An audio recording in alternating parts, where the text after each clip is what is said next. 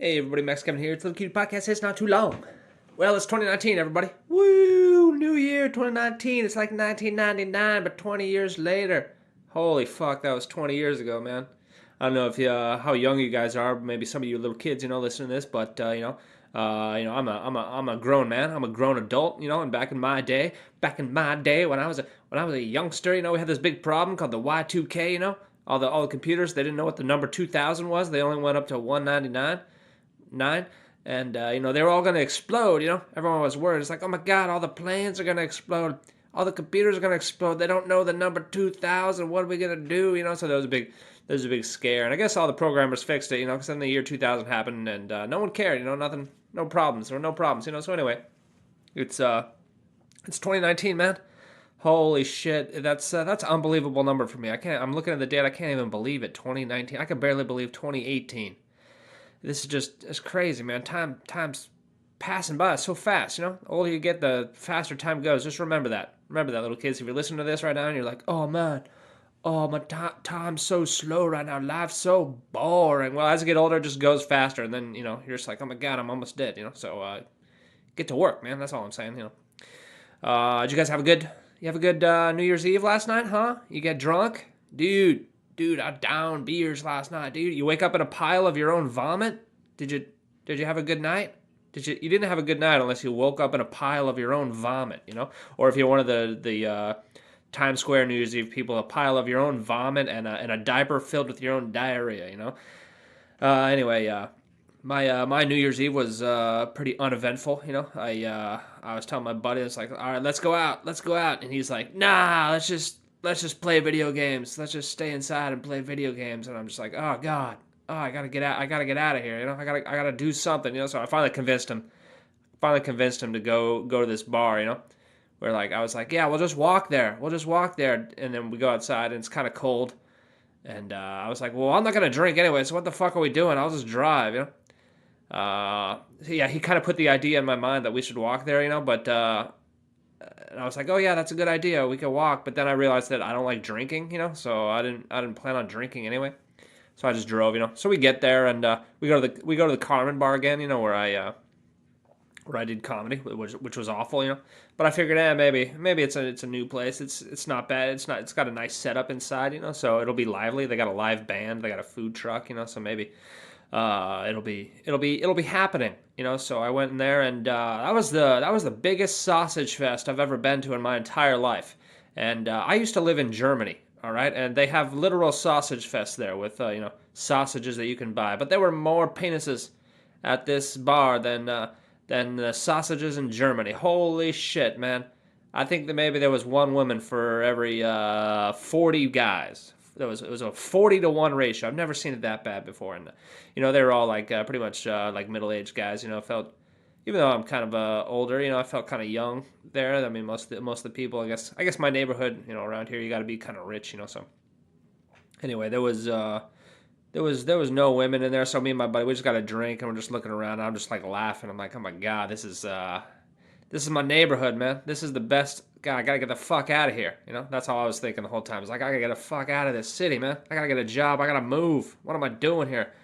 I wasted so much of my life here now. I'm wasting every day here. It's a waste. And then this drunk guy came up to us. He's like, oh, what are you guys doing? Blah blah blah. And I was like, we were asking him if he was gonna stay for the countdown. Because it was only like 11 o'clock right now, and we were just like, okay, let's get out of here. Let's go play video games. And he was like, the old guy was telling me, he was like, well, this is actually, even though there's all these dudes here, this is actually better than my house. It's actually better than going back home. My wife's French. And I told him, I was like, what? This is worse? This is worse than your house? Well, how many dudes are living at your house? Do you have 40 guys living at your house right now? Because that's the ratio here is 40 guys to 1 woman. I don't know. What, you adopt 40 Chinese babies? Is that what you're telling me? You got 40 Chinese sons over there just, work. You got a sweatshop in your house? Is that what you're telling me, man? Is it worse than this bar right now? Because you run a sweatshop filled with 40 Chinese boys building you little iPhones so you could sell them online on on eBay? You sell them on eBay? Anyway, so we got out of there. I got back home at like 11:15. I just went to bed, man. I just like ate some smoked salmon and then I went to bed. That was my New Year's. Pretty boring New Year's, man. Holy shit. I got to get out of here, Anyway, I guess that's it. That's all I wanted to say today. I gotta just applying for jobs today, applying for more jobs today, looking. Gotta find a job. I was looking at apartments, looking at jobs, just anything to get me out of this goddamn city. But God, I'm looking at these jobs and it's like, they already wanted you to. I was complaining before, some of these jobs they want you to submit a diversity statement, which is basically like, how many lives of minorities have you saved? How are you making the world a better place? How are you pushing down the white man and pushing up the brown and black man? And the women and the trans and all that. All the genders. How are you making life better for all the genders and also making it worse for the white males, the goddamn patriarchs? That's, you got to write a letter about that. And then now these other two jobs I'm looking at, they want even more than that. My God, Jesus Christ, they want your diversity statement, and they want a one-page description of steps taken in an in-class activity designed by you to help students recognize and utilize cultural capital. Now, you guys know what that means? Because I have no fucking idea what that means. What the fuck is cultural capital? Yeah, I had to look that up. Basically, it's a no-nonsense word. It just means, your skills and knowledge and abilities that allow you to succeed in a diverse and I don't know what the fuck it is. God, this is a nonsense sentence. This sentence makes no goddamn sense. What? Help students recognize and utilize cultural capital? Hey, kids, smart and hardworking people succeed. That it doesn't matter what culture you come from, all right? Don't be fucking lazy, all right? Study, work hard, you dumb fuck. Anyway, that's probably the assignment that I would give them, And let's see, I think there was something else too. There was like, I want to say like a syllabus, one of these. I'm looking here. Here we go. Wait, where is this? Oh, here we go. Also submit an assignment or exercise created by you that addresses the need of historically underrepresented students and demonstrates cultural competency. All right, so I have to make an assignment that addresses the needs.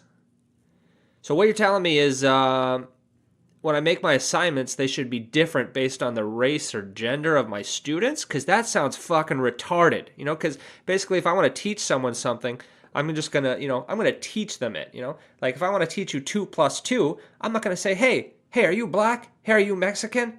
Do you know 2 plus 2? Hey, if you're Mexican, it's dose plus dose, all right? We got a completely different way of teaching you this. I don't know if you know that. I'm gonna completely, knowledge is different. Depending on your skin color, knowledge and information is completely different. Oh God, anyway. I fucking hate applying for jobs, Jesus Christ. At least some of these jobs they don't make you submit the recommendation letter in the application. They let you bring it to the interview. Thank fucking God. Anyway. Anyway, I hope everyone's enjoying their 2019 so far. I'm just over here applying for jobs. Maybe I'll get one by 2020. Hope so. If not, I'll just kill myself. Anyway, that was a few minutes. Thanks for listening. Maybe we'll see you tomorrow.